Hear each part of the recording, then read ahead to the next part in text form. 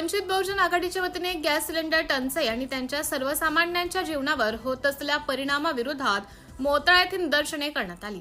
राष्ट्रीय अध्यक्ष बाळासाहेब आंबेडकर यांच्या आदेशानुसार तालुका अध्यक्ष समाधानभाऊ डोंगरे यांच्या नेतृत्वाखाली तालुक्यातील सर्व विंग्सच्या पदाधिकाऱ्यांनी तहसीलदार कार्यालय मोताळा येथे आंदोलन करत महाराष्ट्राचे मुख्यमंत्री देवेंद्र फडणवीस यांना निवेदन सादर केलं। नरेंद्र कब मिलेगा सिलेंडर या आंदोलनाच्या माध्यमातून प्रशासनाचं लक्ष वेधण्यात आलं। गॅस टंचाईमुळे रोजीरोटी, रोजगार आणि दैनंदिन जीवनावर परिणाम होत असल्याचं आंदोलनकर्त्यांनी नमूद केलं।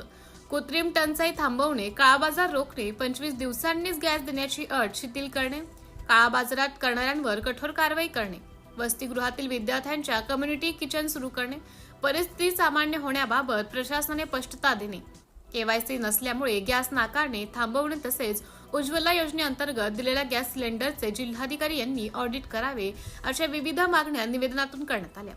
या आंदोलनात तालुका अध्यक्ष समाधानभाऊ डोंगरे, युवा अध्यक्ष दिलीप वाकोडे, विशाल मोरे, महासचिव विलास प्रधान, संजय खराटे, सचिव भीमराव शिरसाट, जिल्हा उपाध्यक्ष शेषराव बोदडे यांच्यासह अनेक पदाधिकारी व शेकडो महिला पुरुष कार्यकर्ते उपस्थित होते। सिटी इंडिया न्यूज साठी प्रतिनिधी शेख गफ्फार शेख सत्तार, बुलढाणा।